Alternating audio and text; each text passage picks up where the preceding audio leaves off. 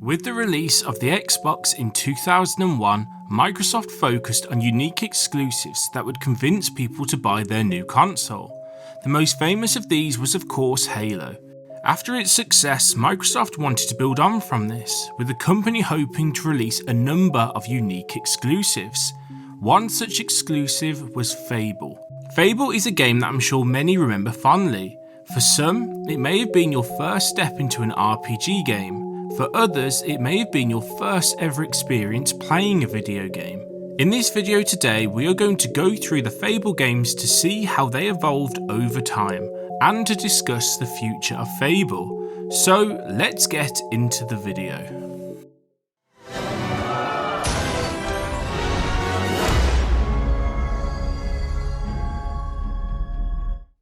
The first game in the series was developed by Big Blue Box, which was a satellite company of Lionhead Studios. The team began proposing ideas, eventually deciding that they wanted to work on an RPG game that would revolutionise the genre. However, financially, this would be very difficult for the company. The team began to propose the idea to a number of publishers, but due to strict criteria, this became very difficult. After a number of attempts, Lionhead Studios eventually found their publisher, Microsoft Studios. With a big publisher behind them, Big Blue Box got to work on creating this new RPG, with the team already streaming with ideas for what they wanted to do. According to members of the team, they wanted each and every person who played the game to have a unique experience and to have their own story to tell. The team was made up of around 70 people who began working with the concept that would be the core of this new game, that the hero would visually reflect the experiences that they have had, and that the world would react to their actions. Interestingly, there is a lot of friction during the game's development, with this centering around whether Fable should be a 3D or 2D RPG. Despite this issue, two developers, Dean and Simon Carter, wanted it to be a 3D RPG and did whatever they could to make sure that this was pushed through. For 4 years, the developers worked hard on Fable, seemingly being given license by Microsoft to do whatever they wanted to. Throughout this 4-year development, a number of names were given to the game, with one example being Wishworld. However, the team eventually landed on what they believed to be the perfect title for the game, Fable. To set it apart from the other RPGs at the time, the game featured absurd humour and atmosphere, which would become a staple for the Fable series. After 4 years of hard work, Fable was finally released on the 14th of September 2004. The game, as already mentioned, is a role-playing game where the player controls their character from the third-person perspective. The player takes the role of the hero as they complete a number of quests that in turn will help them advance the game's plot. The game takes place in a fictitious place called Albion, where the player takes control of a hero who joins the Heroes Guild. Throughout the game, the player has the choice to guide the hero on a path of light or darkness. Upon its release, Fable received generally positive reviews, with it being praised for its gameplay, especially its combat. However, there were some criticisms, with many of these being directed towards the many missing features that were promised prior to the game's release. Fable was the top-selling game during its month of release, and by 2006, more than 2 million units had been sold. It broke every sales target the company had laid out for the game, and became an instant classic. The gamble by Microsoft had paid off, and Lionhead had proved it was capable of creating a great RPG. Microsoft wanted Lionhead Studios to begin working on the sequel immediately, and so that is exactly what they did. Be worshipped, be mocked, be loved, be a legend. Who will you become? Fable 2. Development for the next Fable game began almost immediately. The team began thinking of how to move the game forward. Peter Molyneux, the founder of Lionhead Studios, has stated the difficulty in doing this. How do you get players to care about a new game when you took so much at the first one? This was the question the team needed to answer. The team began to pitch many ideas. For example, creating a simplified combat system and to have a story that went a lot deeper than the last one. Perhaps the biggest new suggestion, however, was the introduction of the dog, which I'm sure anyone who has played the Fable games is very familiar with. In order to work on this new project, Lionhead Studios needed a bigger team, and thanks to the success of the first game, this became possible. Up and coming developers saw Fable and many decided that they wanted to work for Lionhead. Having a group of developers who all wanted to be at the company and working on the next Fable game made for a pleasant experience and one that would be reflected in the next game. Due to this atmosphere, development went a lot smoother, with there being no big issues like there had been during the development of the first game. Molyneux wanted the team to focus heavily on the story. He believed that this would be the main thing that would pull in gamers. One of the ways the team did this was by making the sequel take place 500 years after the first game. The heroes are not seen or remembered in the way that players may remember from the first game. The team even added a book that went through the history of Fable 1. The magic is gone from the world now. This lore building really adds to the experience and really helps the player feel even more attached to the game's story. It was a great idea by the development team. The team wanted to take big risks with the game's story, and without spoiling the plot, I am sure that many can agree they did just that, with the game being a lot darker than the first entry. As stated before, the players are now joined by a dog. The dog follows the player around, helping them fight off enemies and find treasure. The colour of the dog changes depending on the choices the player makes. For example, if the hero becomes evil, the coat of the dog turns black. If they become good, the coat becomes golden. This mechanic is one that we are very used to by now, but at the time, the dog would be a positive inclusion to the game. The next big inclusion was another staple for future Fable games, this being the breadcrumb trail, which would help players reach their objective. This was another positive inclusion. After being pushed back a number of times, Fable 2 was finally released on the 21st of October in North America and the 24th of October 2008 in Europe. All of the hard work for Lionhead Studios had paid off, with the game receiving critical acclaim by both audiences and critics. Fable 2 was praised for its gameplay, music, story, animation and RPG elements. Sales of the game were even larger than its predecessor. By the 11th of March 2011, the number of sales had reached over 3.5 million copies, making it the best-selling RPG title for Xbox 360. Fable 2 won a number of awards, including Best Original Score, Best Game, and Best Action and Adventure Game of 2008. Lionhead Studios had done it once again. The team had managed to build off the success of the first game, and that was in large part due to the friendly atmosphere generated. Everyone seemed to be pulling in the right direction. With the Fable series once again achieving success, Microsoft would once again ask Lionhead Studios to begin working on a sequel.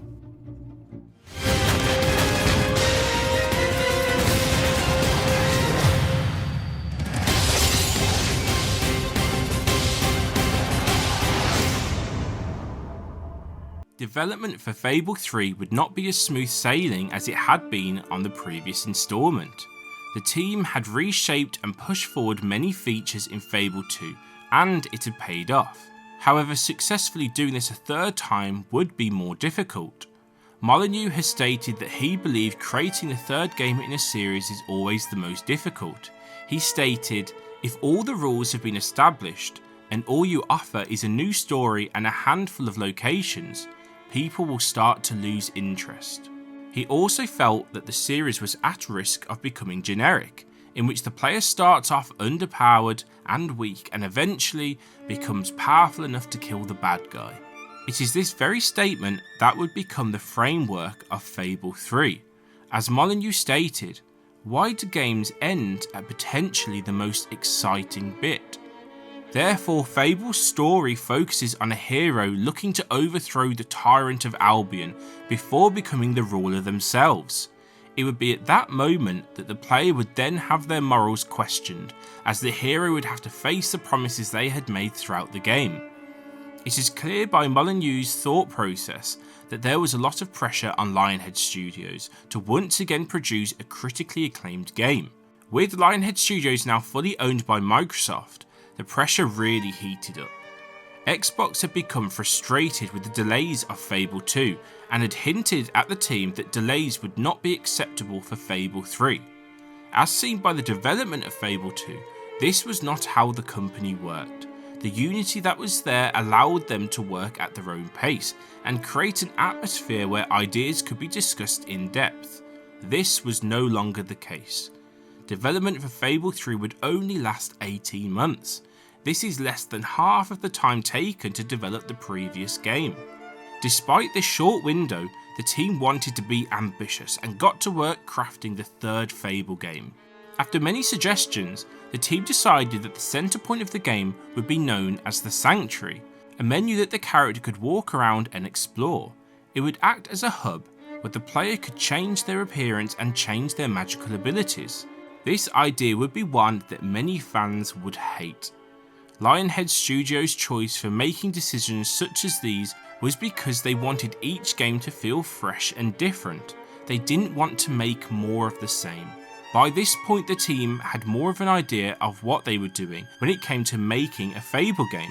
Employees of Lionhead Studios have suggested that the issues with Fable 3 partly came from the comfortability the company felt towards developing Fable games. The team came up with a number of ideas, but many felt as if they perhaps were too bold, and with such a short cycle would leave the player short. To add to this, the love for the game for some had started to dwindle, and many were already thinking about the fourth game. All of these factors combined would lead to a game that sparked the downfall of Lionhead Studios. Fable 3 was released on the 26th of October 2010. The players take control of a prince or princess who looks to overthrow the King of Albion by forming alliances with a number of groups. After becoming monarch, the player is tasked with defending Albion from a great evil. Fable 3 had a number of high-profile actors including Ben Kingsley, Stephen Fry, Simon Pegg, Michael Fassbender, John Cleese and Naomi Harris, to name just a few.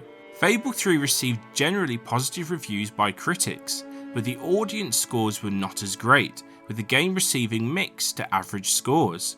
Fable 3 was praised for its world building and segments where the player became monarch. However, there were criticisms towards the pacing of the game and the oversimplified gameplay and dual combat. Commercially, Fable 3 sold around 4 million copies, which was off the goal set by Molyneux, who stated that Fable 3 needed to sell 5 million copies. This target was not hit, and due to this and the mixed reception, Fable and Lionhead Studios would start to go in a downward spiral, which would have dire consequences for the company.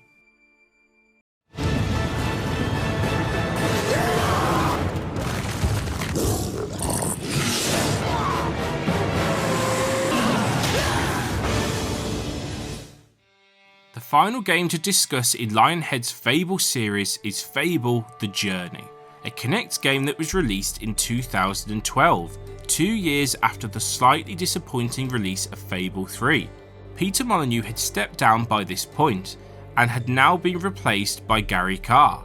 Most of the game takes place with the player character's horse, in which the player is required to hold in a certain way in order to guide the horse along a path. The player uses the Kinect in order to use a variety of spells that in turn will defeat the enemies they encounter. Despite my best effort, I could not find too much about the development of this game. Fable: The Journey was released in 2012 and received mixed reviews by critics and generally unfavourable reviews by audience scores. The game was criticised for being boring. Commercially, the game failed. The exact number of sales is unknown, but it was the last game in the series for Lionhead Studios. It could be seen that Fable: The Journey was the final nail in the coffin, and one that the company did not deserve.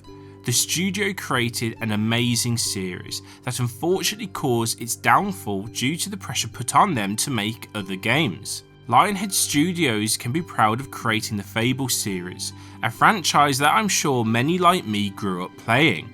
However, we cannot finish this video without talking about the future of the Fable franchise. Unfortunately, in 2016, Lionhead Studios collapsed and Fable went into hibernation.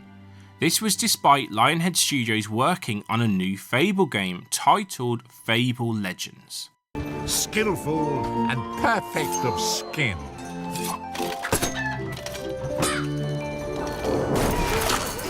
Grizzled and determined. The masters of will and those